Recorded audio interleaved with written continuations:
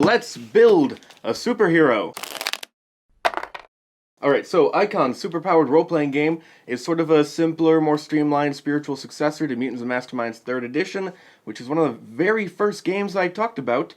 Same company behind it, Ronin, and Steve Kenson, one of the same developers. We're going to talk more in detail about this game later. For now, we're just going to use the default randomly generated character creation system rules. Where are my d6s? 2d6, that's what we need. First, we gotta roll for an origin, which is gonna give us some stats, and these are actually really imbalanced. One of them is just objectively better than all of the others. It allows you to roll 2 more times and get the benefits from those 2 new origins, which is not fair, but this is not a game about fairness, and there are things to mitigate the crappy rolls. It's also pretty well built to where you don't get a whole lot of crappy rolls. Let's roll. 10. Artificial. The character is a robot of some other kind construct, such as a golem. We also got a bonus of strength and a free power, the life support power, in addition to all of our other rolled powers. That's right, you roll not only for what powers you get, but how many powers you get, and how powerful the powers are. You roll for everything in this game. It's ridiculous, but it balances out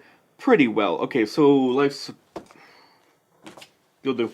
Life support. Oh, and here's one of the ways that it does balance itself out pretty well. We can trade a rolled power to increase life support by 10, a special part of this particular origin. If your life support is crappy because you roll crappy, we can compensate for it later. And that's a common thing we do, is trade powers to make up for crappy rolls, or rolls we just plain don't like. Level determination for our stats. 6 basic abilities, which are all you really roll on, instead of having your attributes and then your skills, and those are combined in some way to make you good at a thing.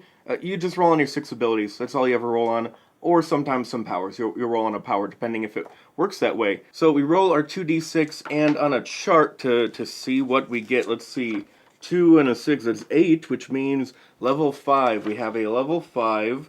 By default, you roll in order, which we're going to do default rules for the most part. I might change one thing, but we're going to do mostly default rules. So prowess, which is our hand-to-hand combatness, it can deal with dodging attacks in some ways, or parrying. Did they call it parry something? Anyway, you dodge melee attacks, and also you can punch people.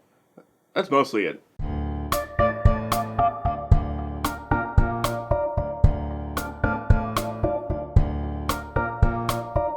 We got another 6. God, this is boring. This is one thing I don't like, is that it's a bit too well made to be balanced from a number standpoint, which is hard to complain about, but I never get enough, like, really ridiculous stats. I got maybe 3 8s out of 20 or 30 heroes. 3 8s, and that's power levels and also attribute levels. Those are my stats. Now, I can switch 2 of them, but I don't know what my hero's going to be yet. And that decision, if I do switch 2 of them, is going to be based off what concept I want to go for. At a certain point, we're just going to be like, okay, who do I think this guy could be? Or gal, whatever. Let's move on to powers. First, we roll for the number of powers we get. 9 gives us 4. Okay. Now, you may think, well, 4 powers, that's a lot of powers. He's really overpowered. Not necessarily, because there is a thing in the game which is sort of naturally balanced with the number of powers you have. It gets lower as you get more powers. It gets higher if you have less powers. And so there's a bit of a balancing factor here. There's also an alternate rule later on, which absolutely should take, which also balances out with the number of powers you have. More powers, the less of this thing you get. We'll burn that bridge when we get to it. Or cross that, something about bridges. We have 4 powers. Actually, I used the right number, because we have 5 powers. We have 5 powers. Life support is a power.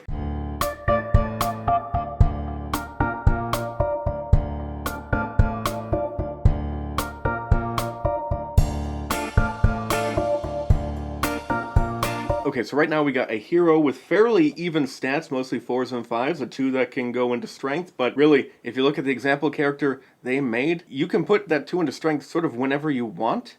So one thing you could do, I haven't seen anything that says you can't, although it doesn't seem quite within the spirit of things, is you could take that 2, put it into strength, and then do the switching of 2 stats. If you have a really high strength, I don't want a big strength-based character, put the 2 in, have an even higher strength. Then move that on over to intellect or will or awareness, which might be really good for a mental-based hero. Hero! You know, I'm not going to do a second take on that. Constant failure is a part of my charm. Let's roll. What else do we got? Oh, no, wait, I was still talking. One thing we don't normally get is such a diverse group of powers. This is really weird. I was kind of hoping we wouldn't get what's basically an outlier in this example, but we have life support, which is natural to the character. Did I ever roll level for life support? I never rolled a level for life support.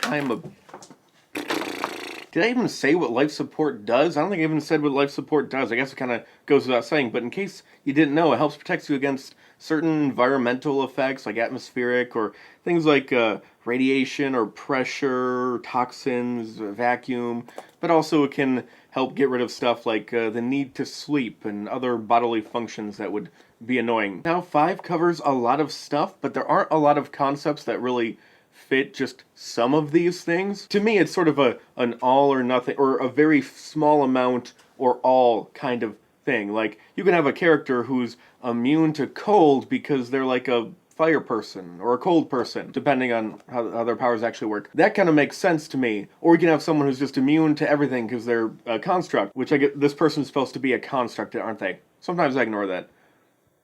But 5 is a weird level for this power for me, but it might work. We'll figure out our actual concept later. Next, we have to roll on... Oh, are we at the thing? The thing where I do the... yes, the optional roll. Okay, so specialties. Specialties are kind of this game's equivalent of skills. Basically, as I said, you roll on those 6 abilities, or 6 attributes, right? And so almost all of your rolls are on those. But you also have these things called specialties, which it'll be ranked from 1 to 3, and if a specialty is relevant to a particular check you're doing of any kind, doesn't matter what kind of check you're doing, if it's relevant, then you get a plus whatever bonus equal to the ranks in that specialty. So if you're going to hit someone with a sword, well, it's a melee attack. That's a prowess check, so you roll on your prowess. But if you're going to hit someone with your sword and also you have a specialty in bladed weapons, let's say bladed weapons 2, well, then you roll on your prowess and add +2 because of your bladed weapons.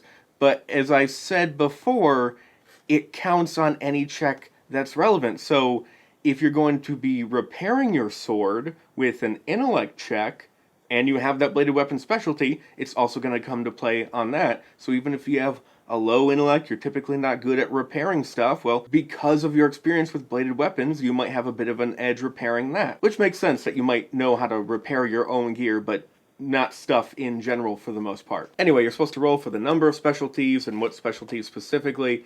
However, I like to use the alternate rule, which has the number of specialties balanced out with the number of powers you have. And we know we have 5 powers, right? So we should be able to do that right now, right? Well, no, not really, because there's a couple different things that can change.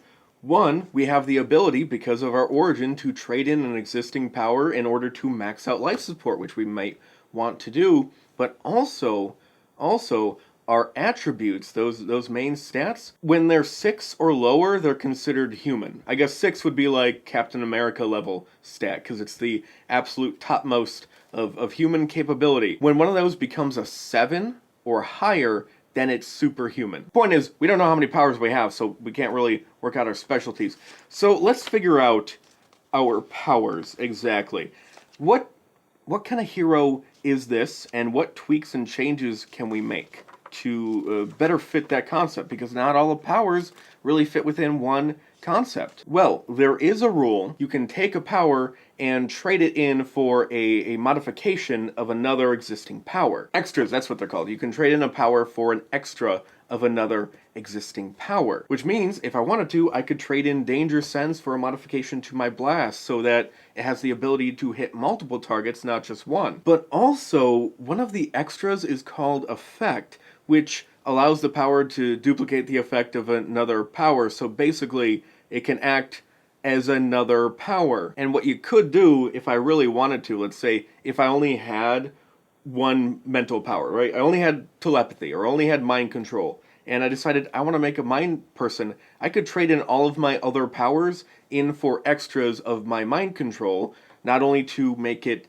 better, maybe make it area of effect when it's not normally, or whatever, that might be a possibility, I'll have to look it up, and or throw in other powers that are mental related as extras to my core mental power, so it can do all these mental things. So I took a character with all these different powers and just made it one unified theme, which at a certain point, it kind of feels like it defeats the purpose of a randomized character, depending on how well you roll and how well you know the system, and also how much your GM is allowing you to do. But just for the core rules, it can be really flexible to get the concept you want. At which point, you might as well just build the damn thing with point buy, which is why I would never actually make a person use the randomization system. But anyway,